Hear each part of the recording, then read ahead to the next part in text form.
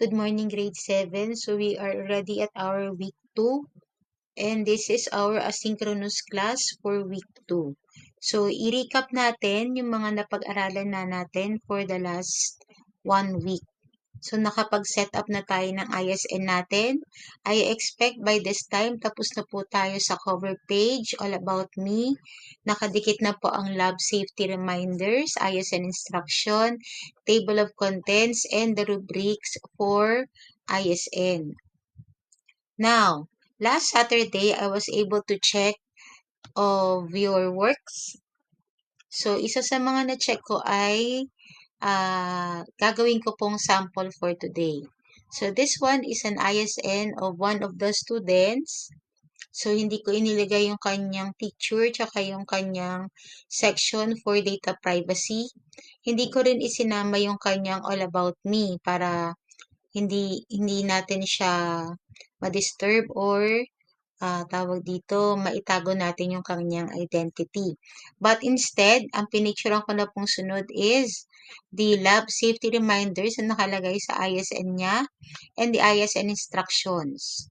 Also, nakalagay na rin dito yung kanyang table of contents and the rubrics for ISN. For those students na na-checkan ko na mga anak, you can see at the end or below the rubrics of your ISN, may nakalagay po dyan na points. So that when you get an excellent stamp, this means that it is 4 points. Pag very good, that is 3 points. Pag great work, 2 points. And let's work in this together is considered 1 point. Ang mga na-check ko lang po ang meron nito. So dahil lang Aquino at ang Jacinto, kinulang tayo ng oras last time, we will check this on Thursday na lang po. Okay, so another one that we should be finished by now is your student output number 1 and teacher's input number 1. So dapat nasagutan na po yung mga tanong sa student output number 1 and nakopya na rin po yung nakalagay na learning objectives for teacher's input number 1. Ang deadline po nito will be extended on June 26. So hanggang June 26 na lang po kayo pwedeng magpa-check. Pagdating po ng June 27 and the other days, after that, magma-minus points na po ako. Okay, so last na po na araw to pass ng walang minus is up to June 26.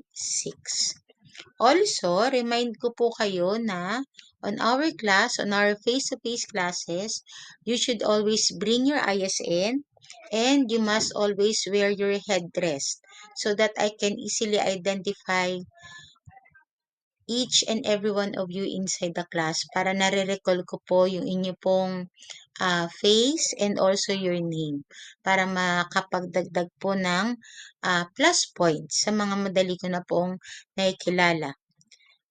Move forward na tayo ngayon with our asynchronous activity. On our asynchronous activity for this week, which is week 2, these are the things that you are going to finish for this day. So student output number 2 and teacher's input number 2. As you can see, on the student output number 2, you're going to answer questions that is in the form of matching type. So you're just going to connect lines on the word and the meaning of the word. Iko-connect lang po. Plus, you're also going to print or pwede pong i-drawing ang iba't ibang examples of scientific model. So, the different scientific model that are mentioned here are physical model, conceptual model, mathematical model, and simulation model. So, yun po yung mga ilalagay po natin for student output number 2. Sa teacher's input 2 naman po, you're just going to copy or print the following. So as you can see, this discusses about the importance of a scientific model. So i-discuss natin to further on Thursday. Next po ay the slides that you are going to see are just bigger slides nung laman nung student output 2 and teacher's input 2. Nilakihan ko po para po mas makita at mas mabasa ninyo para may copy na po kayo. Pwede po ulit itong i-print o pwede po itong isulat. Just make sure that you are mindful with the rubrics of how your ISN are being graded. So, ito po yung malaking versions nila. So, this one is the one with the matching type. Pwede na rin pong i-screenshot ito. And you have your copy or print on the, draw or print images of different types of scientific model. So, yung 4 po. And this will be your teacher's input. That will be copy o pwede pong print.